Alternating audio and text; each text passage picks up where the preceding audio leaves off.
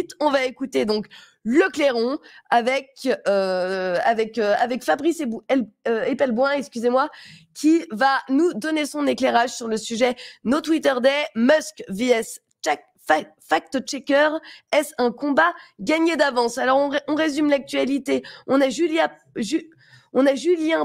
a un collectif qui appelle dans une tribune publiée par Le Monde à boycotter Twitter le 27 octobre. C'est ce qu'on peut lire dans la presse.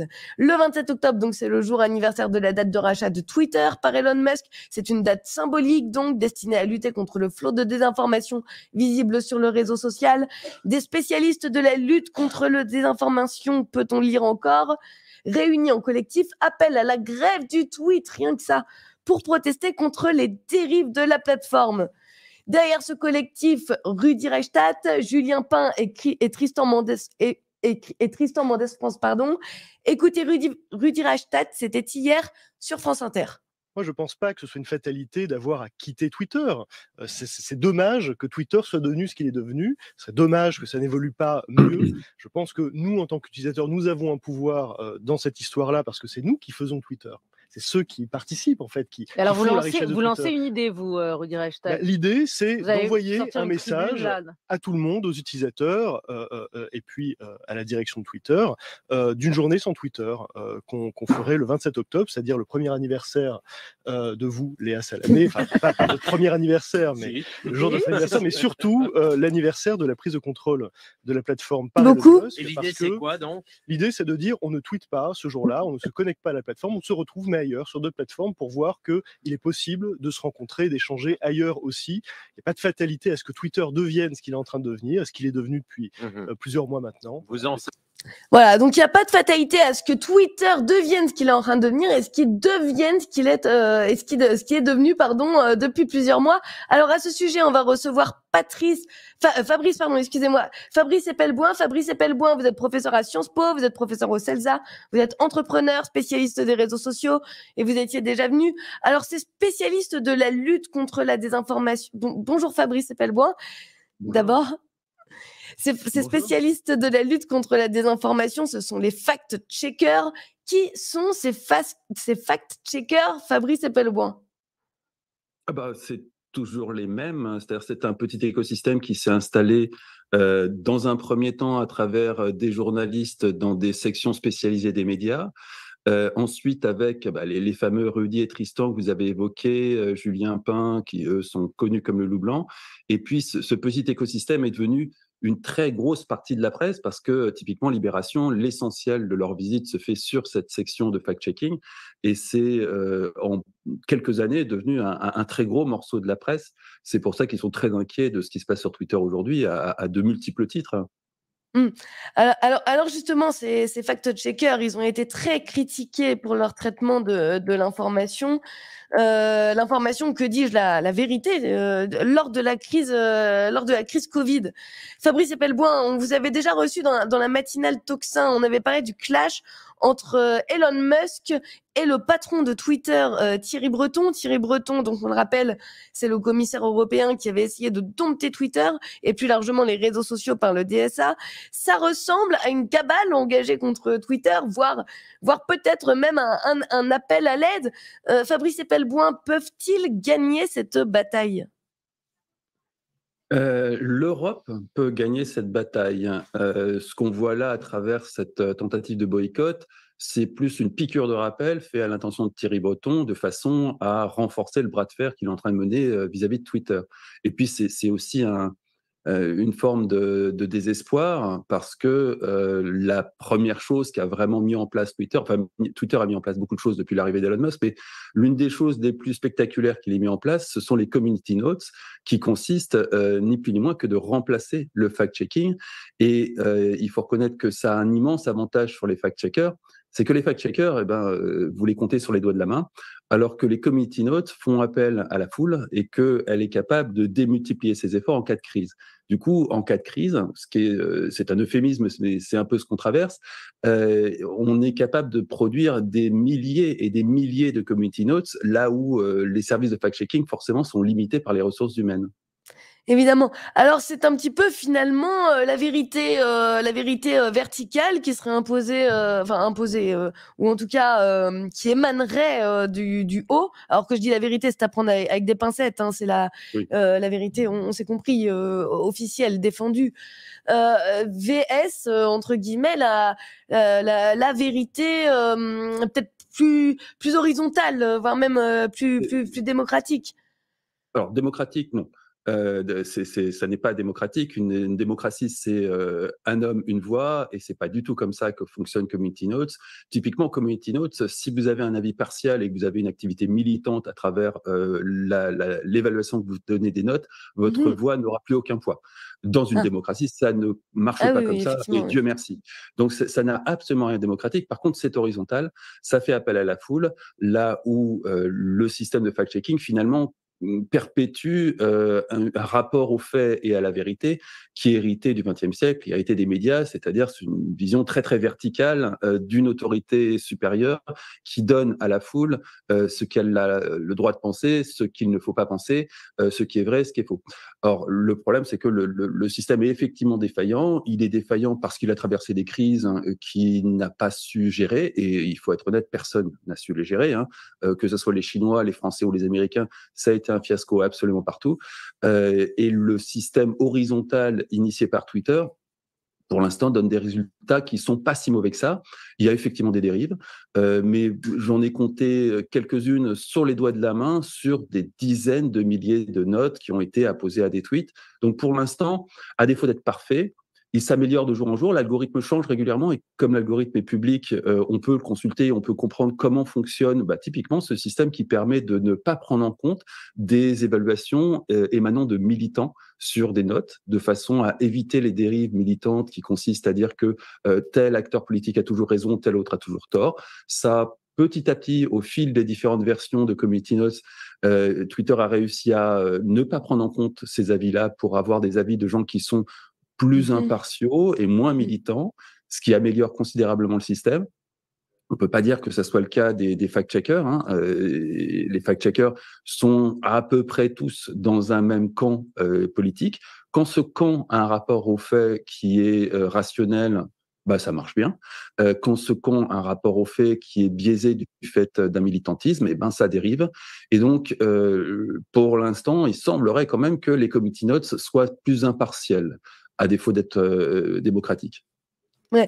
Alors effectivement, cette transparence, vous nous en aviez parlé, qui est celle qui est revendiquée par Elon Musk dans la gestion de Twitter.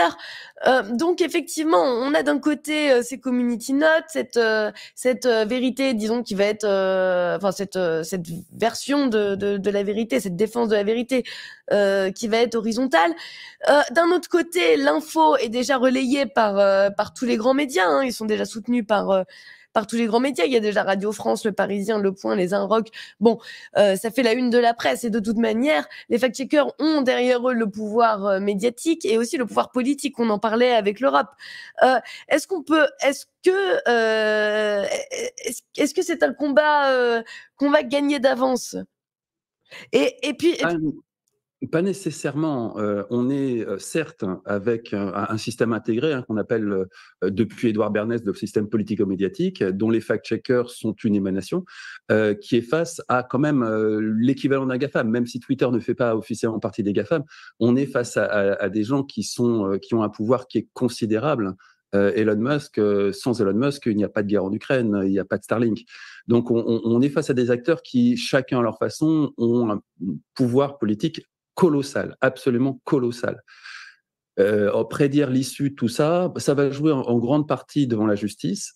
Or, à ce stade, Thierry Breton s'est un peu emballé dans ses récriminations vis-à-vis des réseaux sociaux. Ça va jouer avec une évaluation impartiale des faits, mais c'est très compliqué. D'abord, avant tout, du fait d'Elon Musk. Elon Musk a restreint considérablement l'accès aux API, ce qui fait que faire des études sur ce qui se passe sur Twitter est très complexe. Et du coup, les études qu'on voit sortir sont complètement partiales et totalement biaisées. En partie parce qu'elles sont pensées pour ça, en partie parce que les chercheurs n'ont plus accès aux données de Twitter et du coup sont obligés d'improviser des méthodologies qui sont forcément bancales. Donc, on est un peu dans le brouillard. Et là, pour le coup, il faut reconnaître que c'est la faute de Twitter. La restriction des API avait un intérêt pour limiter l'accès des bots à la plateforme, mais on aurait tout à fait pu imaginer que Twitter donne des accès gratuits à des institutions de recherche. Ça n'a pas été fait. Là-dessus, il y a vraiment une faute à souligner de la part de Twitter. Donc, on navigue entre des fake news qui sont partout, absolument partout. Hein. Rappelons quand même que dans cette séquence, en l'espace de 15 jours, on a vu des fake news publiées à la une du New York Times, du Monde, de Libération, mais aussi propulsées par Amnesty International ou Médecins Sans Frontières. Donc, on est envahi de fake news, que ce soit sur Twitter ou ailleurs. Il y en a énormément sur Twitter. L'enjeu aujourd'hui, c'est d'être en mesure de lutter contre ces fake news, d'où qu'elles viennent des plus prestigieux médias de la planète ou d'un obscur abruti quelque part sur Twitter qui a réussi à la faire buzzer, et de les contrecarrer le plus vite possible. On a vu typiquement cette fake news sur le bombardement, le soi-disant bombardement d'un hôpital à Gaza par l'armée israélienne. Elle a eu des effets immédiats, notamment dans le monde arabe, à travers une destruction d'une synagogue en Tunisie et quelques émeutes à droite à gauche. Là, il faut qu'on soit en mesure de disposer de quelque chose qui soit à la fois crédible par l'ensemble des lecteurs de Twitter, c'est-à-dire pas le système de fact-checking à l'heure actuelle qui n'a absolument aucun impact sur les militants, vu qu'il est lui-même militant, et qui soit très rapide, extrêmement rapide. Donc, il faut qu'on arrive à trouver quelque chose de très crédible et très rapide. Pour l'instant, Twitter fait la course en tête dans ses solutions au fact-checking. Évidemment. Après, la problématique qu'on a, c'est que le but du jeu, pour beaucoup, ça n'est pas de distinguer la vérité de ce qui est faux, c'est d'imposer une lecture des faits. Et ça, évidemment, ça n'est pas possible à travers un système collaboratif. Évidemment. Et d'ailleurs, vous nous parliez de cette frappe d'hôpital. Bon, ça, c'est toujours compliqué parce que c'est la guerre des images, c'est la guerre de la communication, c'est la guerre du discours. Et du coup, comme on disait, l'interprétation qu'il va y avoir derrière est déterminante et relève d'enjeux particulièrement important. Vous nous disiez effectivement que donc c'est d'ailleurs ce qui est accusé par ce collectif, que les fake news étaient de plus en plus nombreuses, mais que justement les grands médias ne passent pas à travers les mailles de ces fake news. Hein. Vraiment pas. Ils sont même au premier rang. Hein. C'est ahurissant de voir à quel point des médias, le New York Times, la BBC, Le Monde, enfin, c'est pas n'importe quoi comme médias. Tous sont tombés dans le panneau et on a envie de dire que c'est plus que tomber dans le panneau. Quand on reprend sans remettre en question la communication d'une organisation terroriste, on peut quand même se demander qu'est-ce qui se passe dans ces grands médias qui, quand même, ont marqué l'histoire du XXe siècle par leur sérieux et leur probité. Ah, oui, et finalement, ces grands médias, c'est un peu le camp du collectif, donc de Rudi Reichstadt. D'ailleurs, il y a une question, moi, que je me pose. On se souvient, il me semble que Rudi Reichstadt avait été mis en cause dans le fonds Marianne. Hein, le fonds Marianne, on le rappelle, qui avait été lancé donc au lendemain de l'assassinat de Samuel Paty par Marlène Schiappa, pour lutter contre la radicalisation en ligne. Le boulot n'avait jamais été fait et au contraire, on avait même accusé, donc, on soupçonne Rudi Reichstadt d'avoir même fait au contraire un peu la communication du gouvernement dans des situations de crise, comme par exemple de la gestion de Covid. Ou en tout cas d'avoir fait de la propagande pour le gouvernement dans la campagne. Le Covid, c'était pas. Soyons sérieux. Rudi Reichstadt a répondu avec Conspiracy Watch à un appel d'offres qui était flou, assez large, et il a fourni de quoi justifier la réponse à cet appel d'offres. Pour avoir dirigé des entreprises qui répondent à tels appels d'offres, ces appels d'offres sont par nature flous. La norme, c'est le copinage. Donc, il n'y a rien d'extraordinaire dans ce qu'on a soi-disant découvert dans le fonds Marianne concernant Rudi Reichstadt. Il y a d'autres choses qui sont très, très discutables dans l'affaire du fonds Marianne, voire totalement scandaleuses. Dans la partie qui concerne Rudi Reichstadt, j'ai envie de vous dire que si vous avez l'habitude de répondre à des appels d'offres, c'est la norme. Ça peut vous paraître choquant, mais sincèrement, pour les gens qui répondent à de tels appels d'offres, c'est tout à fait normal. Il n'y a rien de si scandaleux que ça. Si vous voulez chercher des scandales du côté de Rudi Reichstadt, vous perdez votre temps avec le fonds Marianne, il y a certainement d'autres choses à trouver. Mais alors pourtant c'est quand même surprenant, il y a quand même des éléments troublants, il y a pas eu, enfin, dans la manière dont ces fonds ont été attribués et le travail qui... Oui, c'est comme ça que ça se passe. D'accord, OK. Ça n'a rien de spécifique au fonds Marianne. Tous les fonds d'État, la plupart des appels d'offres de l'État sont distribués aux copains. C'est comme ça que ça marche. Il faut se réveiller et ça marche depuis très, très, très, très longtemps. Oui, mais c'est vrai que je suis entrepreneur depuis les années 90. Ça marchait comme ça quand j'ai commencé et que j'avais une vingtaine d'années. Ouais, j'en ai plus de 50. Cela dit, c'est vrai que même il y a même au moment de la Troisième République, on écrivait déjà, je crois, des livres sur la République des copains pour dénoncer un petit peu ce... C'est la nature c'est vraiment même pas spécifique à Macron. Ça marchait comme ça sous Mitterrand, ça marchait comme ça certainement avant. J'étais pas entrepreneur avant, donc je ne connaissais pas ces systèmes-là. Là-dessus, on monte quelque chose qui peut être éventuellement choquant pour quelqu'un qui n'a jamais entendu parler de ces systèmes et de cette façon dont l'État distribue notre argent. Mais malheureusement, c'est la norme. Il n'y a rien d'extraordinaire dans le volet Rudi Reichstadt du fonds Marianne. C'est objectivement une fausse piste. Si vous cherchez des noises à Rudi Reichstadt, c'est une fausse piste. Non, mais je ne cherche pas de noises à Rudi Reichstadt, mais c'est seulement qu'il devait lutter contre la radicalisation terroriste. Et il me semble pas que que les fonds qui lui étaient... L'appel d'offres était plus large que ça, beaucoup plus large que ça. Ah, oui. Je comprends votre volonté de lutter contre cette vision très très verticale d'imposer une vérité. Évidemment, passer l'épisode Covid, alors surtout maintenant qu'on a les confessions dans l'ancienne ministre de la Santé qui clairement montrent qu'il y a une énorme manipulation, je comprends parfaitement que tout le monde se dresse contre ces ayatollahs de la vérité, mais c'est pas à travers le fonds Marianne que vous allez pouvoir trouver quoi que ce soit sur celui-là. Il y en a d'autres dans le fonds Marianne où effectivement l'attribution des fonds et leurs dépenses est hautement discutable. Mais dans ce volet-là, c'est pas une bonne piste.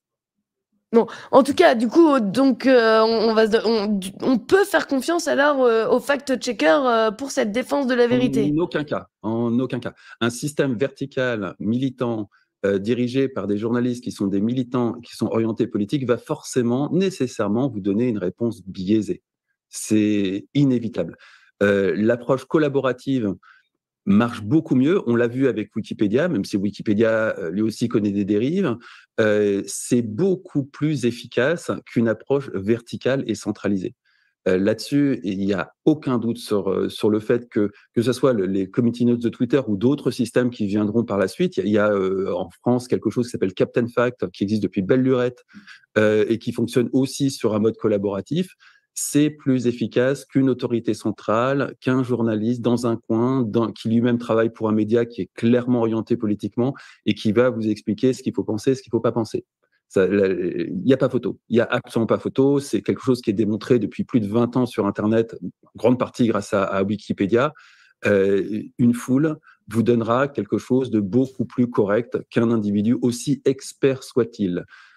Pour ceux qui veulent faire un peu d'épistémologie, je vous renvoie vers Francis Galton, qui a plus d'un siècle montré que la moyenne des opinions d'une foule était beaucoup plus précise que l'avis du plus grand expert. Évidemment, sûrement que, comme vous le disiez, donc ce système collaboratif permet d'avoir une approche un petit peu plus vaste et plus nuancée. Merci.